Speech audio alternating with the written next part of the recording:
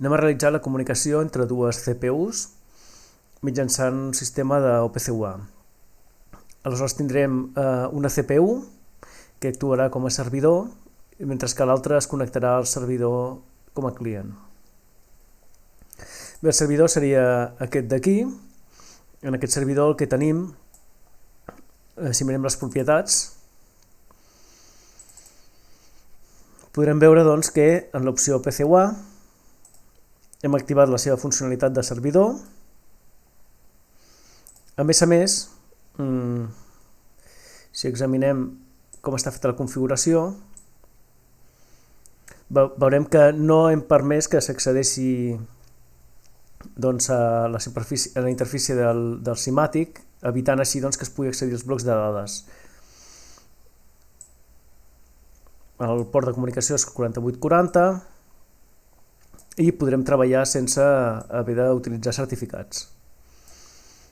Bé, també tenim activats les llicències per poder treballar amb aquesta funcionalitat. Si mirem les dades, les tenim aquí en un bloc de dades i el que compartirem per OPC-UA serien 4 posicions d'un array d'enters.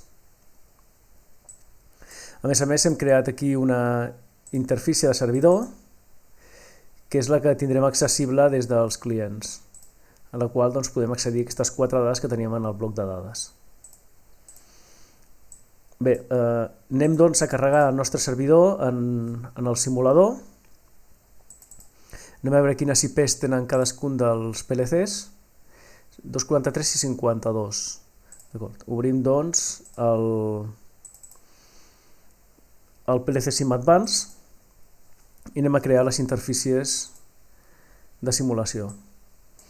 Treballarem amb una xarxa virtual i treballarem en mode local, no comunicarem amb PLCs reals. Bé, llavors tindrem el OPC-UA server, que es troba amb la IP 192.167.6.243 i utilitzarem la màscara 255.255.255.0 i creem la interfície. Bé, també haurem de crear la interfície de client.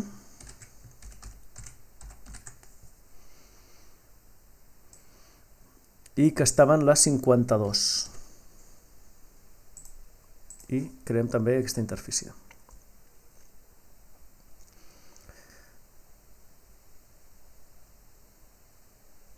Tenim doncs el nostre simulador ja preparat per començar a treballar. Tornem doncs al nostre TIA Portal i anem a realitzar doncs, la configuració del nostre client. Entrem a les propietats del nostre PLC client i accedim a la funcionalitat de client. L'activem i recordem també doncs, posar les llicències necessàries. En aquest cas em demana una SSMOL i ja ho tindríem. Aquesta seria la part de configuració de hardware. Anem doncs a crear la nostra interfície de comunicació. Això ho farem des d'aquí. Si observem, en els blocs de dades no tenim ara mateix cap bloc de dada i accedim a la comunicació. Anem a crear una interfície de client i ja s'ha creat.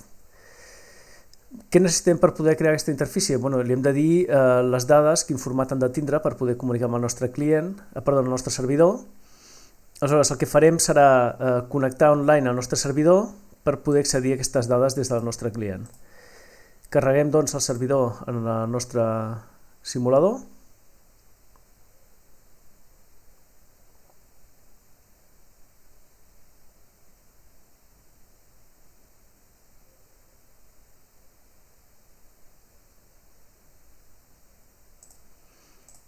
Recordem que comuniquem a través de la targeta virtual.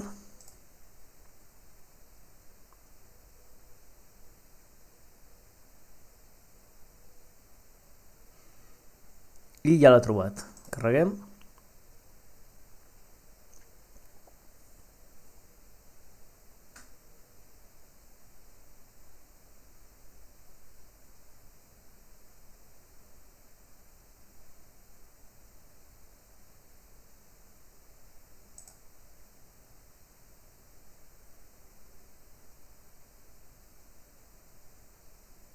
Ok, i el posem en funcionament.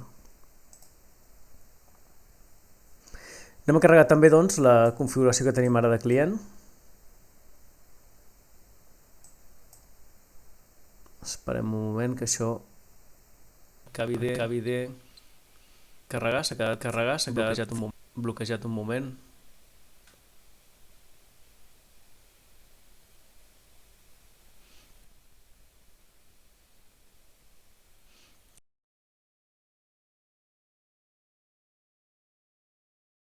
Molt bé. Doncs anem ara a penjar el nostre client per poder posar-nos online. També fem-la a través de la targeta virtual. Busquem, era el 2652, és aquest d'aquí.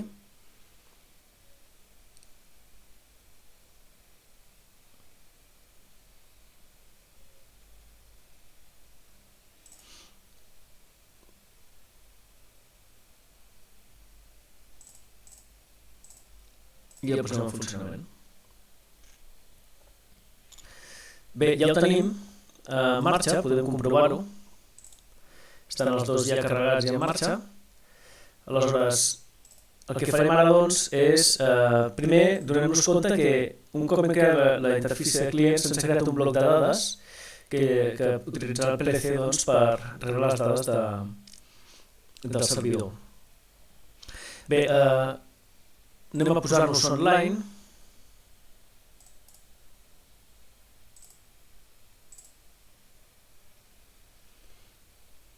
I ara que ja estem online i tenim carregat i en funcionament el nostre servidor, el que podrem fer és posar-nos online per observar les dades del servidor.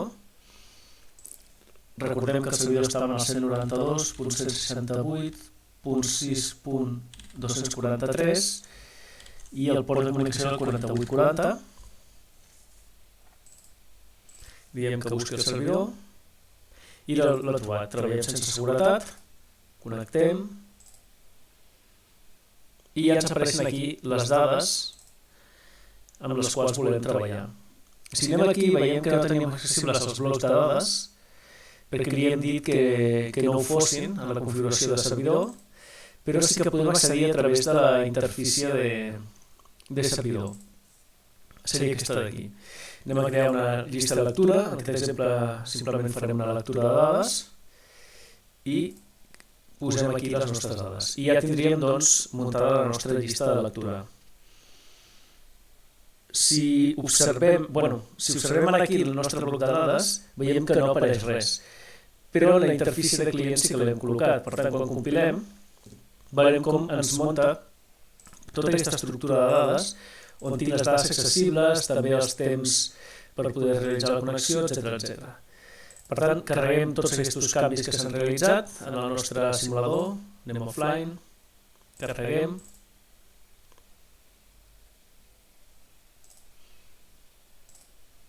i posem en marxa.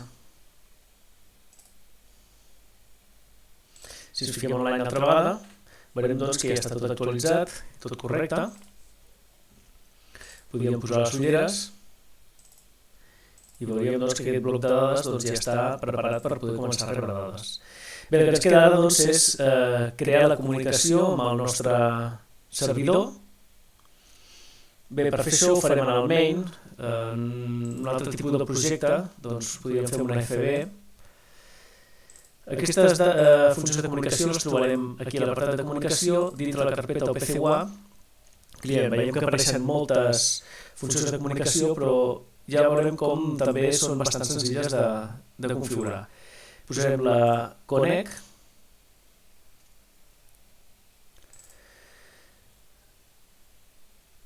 Hem d'afegir també la getNamespace.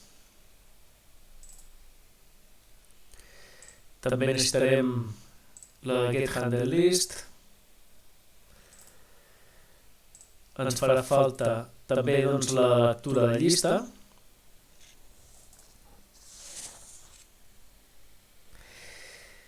Després haurem d'afegir també la d'alliberar el node.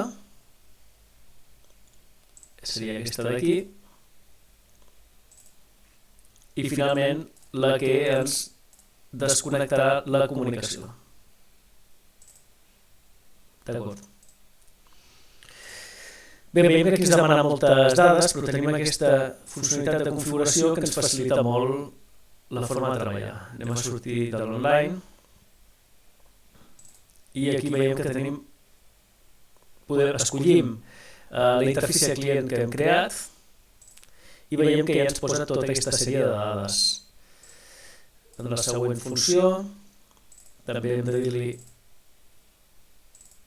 la interfície de client. Aquí haurem de dir-li la interfície client i, a més, quina és la llista a la qual volem accedir. Aquí també haurem de fer el mateix que en la funció anterior, dir-li quina és la interfície a partir de la qual hem de connectar i quina és la llista que volem llegir dintre d'aquesta interfície. Aquí, per alliberar la llista, també haurem de fer la mateixa funcionalitat. I finalment, per desconnectar, li haurem de dir de quina interfície client és la que volem desconnectar.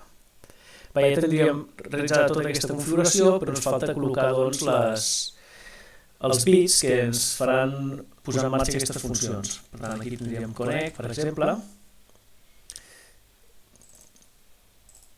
Li direm connect OPC. Aquesta d'aquí seria get namespace. Aquesta, per exemple, li podríem dir get list. Aquesta, per exemple, read list. Aquesta, release list.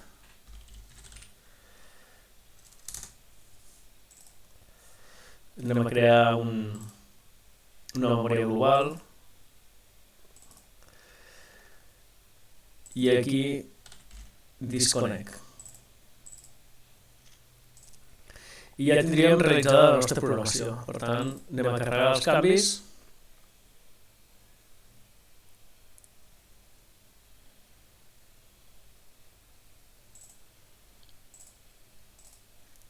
I carreguem.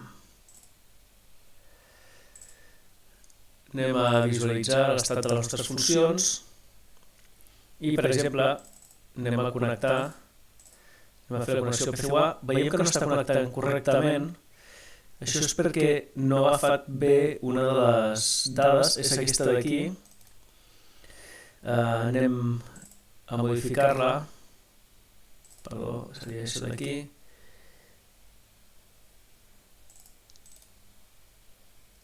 Aquí. Veiem que ha agafat només un número de port però no ha agafat la IP, per tant anem a posar-li una altra mà, opc.tcp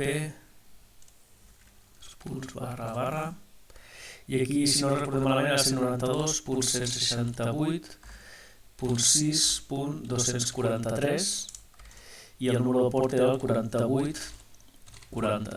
Això té un format string, per tant posarem entre cometes simple, ok, i anem a provar i veiem que sí, que ara ens ha donat una idea de comunicació, per tant ara està treballant correctament. Anem a dir que també agafi el nostre namespace, agafi la llista i ara cada cop que nosaltres fem un flanc o activem aquest bit aquí farà una lectura de les nostres dades. Bé, per veure això millor el que farem és anem a veure el nostre OB de client, li posem les ulleres i veiem l'estat de les variables. Veiem que estan a 0. Anem en el nostre servidor. Les dades que compartíem en OPCUA es trobaven dintre aquest DB i anem a forçar un valor perquè es pugui veure els canvis. Per exemple, aquí li anem a dir que sigui 12, per exemple, aquest valor d'aquí li direm que sigui 14, aquest d'aquí li direm que sigui 16 i aquest d'aquí li direm que sigui 24. D'acord? Ja tenim doncs les dades modificades en el nostre servidor i ara anem a veure si podem accedir correctament des del client. En el client veiem que encara ens marca 0, però si anem a la nostra funció de lectura, com que ja tenim la comunicació establerta, ara s'ha realitzat una lectura, estem en true, podem desactivar i si anem aquí veiem que ja hem rebut les dades del nostre servidor.